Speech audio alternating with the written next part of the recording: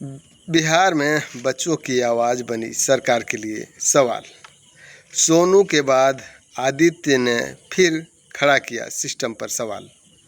सोनू से आदित्य तक सवालों पर घिरी सरकार। एक में नीतीश फंसे तो दूसरे में सम्राट। सिस्टम के सामने खड़े हुए आईने। दोस्तों, पटना में छात्र आंदोलन के बीच 6 साल का आदित्य कुमार चर्चा में है। पहली कक्षा में पढ़ने वाला यह बच्चा बैग में संविधान की किताब रखता है और वर्तमान सरकार से सवाल करता है। करीब 4 साल पहले बिहार के ही नालंदा में 5वीं कक्षा के सोनू कुमार ने तत्कालीन मुख्यमंत्री नीतीश कुमार के सामने सिस्टम की नाकामी लेकर सवाल खड़े किए थे और चर्चा में रहे थे। यानी दो बच्चे, 2 अलग अलग सरकारें और मुद्दे भी अलग, लेकिन दोनों घटनाओं में एक बात समान है। सवालों पर सरकार घिरी है और सिस्टम कटघरे में है। दोस्तों, बिहार की राजधानी पटना की सड़कों पर चल रहे छात्र आंदोलन के बीच एक 6 वर्ष का बच्चा अचानक राष्ट्र सुर्खियों में आ गया। नाम है आदित्य कुमार, पहली कक्षा का छात्र है और संविधान की किताब अपने बैग में रखता है। सीएम सम्राट चौधरी और शिक्षा मंत्री के इस्तीफे की मांग करता है, बात उठाता है। पुलिस के लगाए बैरिकेड को भी तड़प जाता है। फिर पुलिस द्वारा थाने में 5 घंटे बैठाए जाने के बाद भी उसकी आवाज़ दबी नहीं।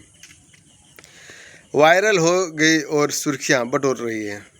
लगभग 4 साल पहले भी ऐसी ही एक सवाल उठी थी। नालंदा के एक गांव में एक और बच्चा और नाम सोनू कुमार तत्कालीन मुख्यमंत्री नीतीश कुमार के सामने खड़ा हुआ था अपने सवालों के साथ।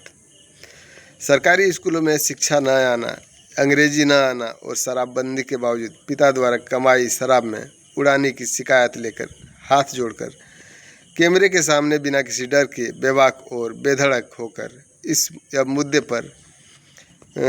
उठाया था। वहीं पर अब मुद्दे पर आइए कि अभी क्या हो रहा है। 2 अलग अलग समय, 2 अलग अलग मुख्यमंत्री, 2 अलग अलग मुद्दे, फिर भी एक ही बात साफ नज़र आती है। जब सिस्टम की नाकामी इतनी गहरी हो जाती है कि बच्चे भी उसे महसूस करने लग जाता है तो सरकार घिर जाती है और सिस्टम हिल जाता है। आइए पहले सोनू का वाकया जानते हैं और फिर आदित्य पर आते हैं। 2022 में सोनू ने सीधे मुख्यमंत्री से पूछ लिया था सवाल। बात 14 मई 2022 की है। तत्कालीन मुख्यमंत्री नीतीश कुमार अपनी पत्नी दिवंगत मंजू सिन्हा की पुण्यतिथि पर पैतृक गांव नालंदा में हरनौत के कल्याण बिगहा पहुंचे थे। इसी दौरान वे वहां स्थानीय लोगों की समस्याएं सुन रहे थे। तभी नीमा कोल गांव का रहने वाला एक बच्चा भीड़ से चिल्लाया, सर सुन लीजिए ना। छोट बच्चे की गुहार है। नीतीश कुमार जैसे ही उसके पास मुड़े, सोनू ने हाथ जोड़कर सीधे कैमरे और मुख्यमंत्री के सामने 2 बड़े मुद्दों पर सरकार को घेर लिया और सवाल उठाया। बिहार में लचर शिक्षा व्यवस्था पर सवाल उठाते हुए उसने तत्काल कहा कि वह सरकारी स्कूल में पढ़ता है जहां शिक्षक ठीक से नहीं पढ़ाते हैं, उन्हें खुद अंग्रेजी नहीं आती और वे समय पर नहीं आते हैं। उसने गुहार लगाई, सर हमको प्राइवेट स्कूल में दाखिला दिलाया जाए, हमें पढ़ लिख कर IAS IPS बनना है। ये था सोनू की मामला।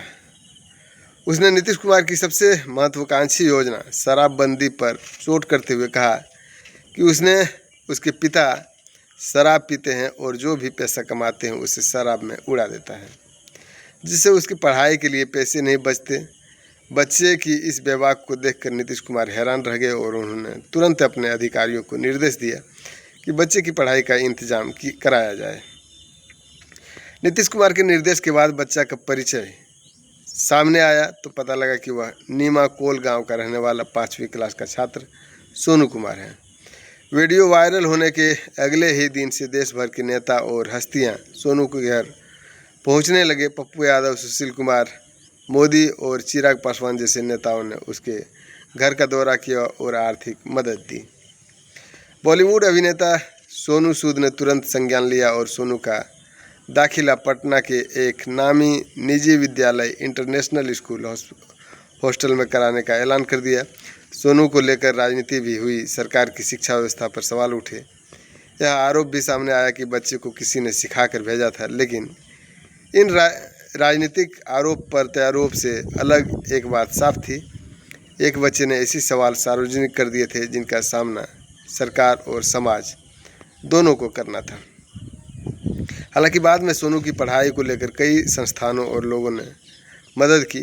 कोटा के एलन करियर इंस्टीट्यूट ने भी उसकी आगे की पढ़ाई, रहने और खाने की जिम्मेवारी लेने की घोषणा की।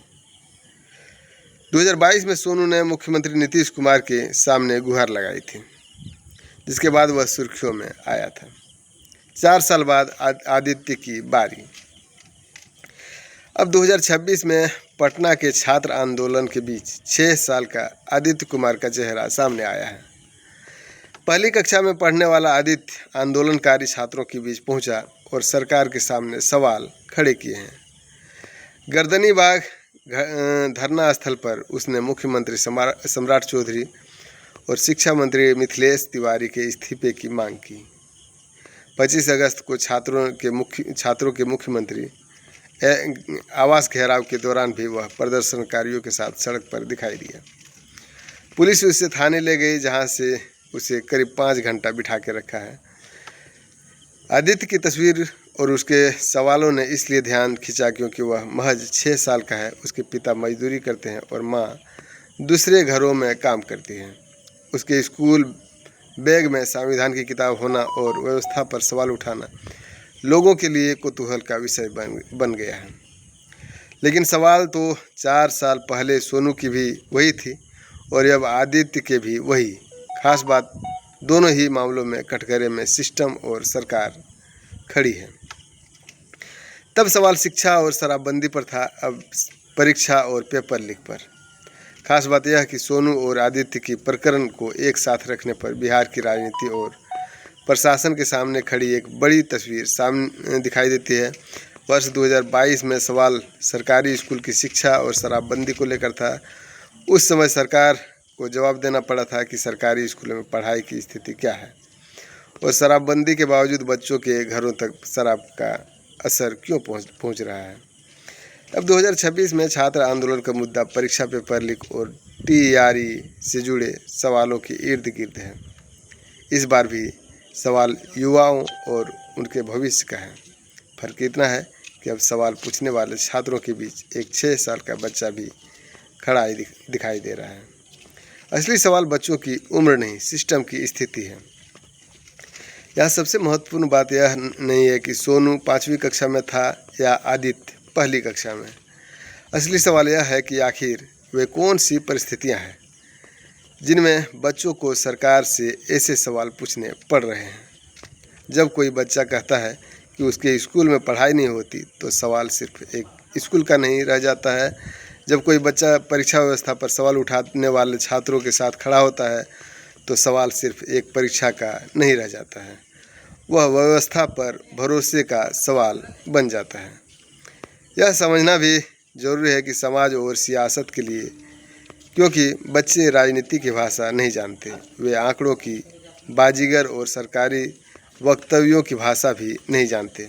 अक्सर वे जो देखते हैं वही बोल भी देते हैं। शायद इसी कारण से उसके सवाल ज़्यादा सीधे मगर तीखे लगने लगते हैं। मासूमों के सवालों से सिस्टम क्यों हिलता है। नीतीश कुमार ने सोनू से पूछा था कि अगर सरकारी स्कूल में पढ़ाई ठीक नहीं है तो वह बेहतर शिक्षा कैसे पाए। आदित्य की मौजूदगी ने यह सवाल खड़ा किया कि अगर छात्रों की शिकायतें और आंदोलन इतने बड़े हो रहे हैं, तो आखिर बच्चे और युवाओं के भीतर व्यवस्था को लेकर असंतोष पैदा क्यों हो रहा है। यही वह जगह है जहां दोनों घटनाएं एक दूसरे से जुड़ती है। दोनों बच्चे ने सरकार को गिराने की राजनीति नहीं की, बल्कि उन्होंने तो बस अपने आसपास की व्यवस्था को लेकर सवाल खड़ा किया है। और शायद लोकतंत्र में यही सबसे ज़्यादा ताकतवर होता है, सवाल ही सबसे बड़ा ताकतवर होता है। सोनू ने 4 साल पहले सरकार से पूछा था कि उसे अच्छी शिक्षा कौन देगा। आदित्य आज पूछ रहा है कि छात्रों के भविष्य की जिम्मेवारी कौन लेगा।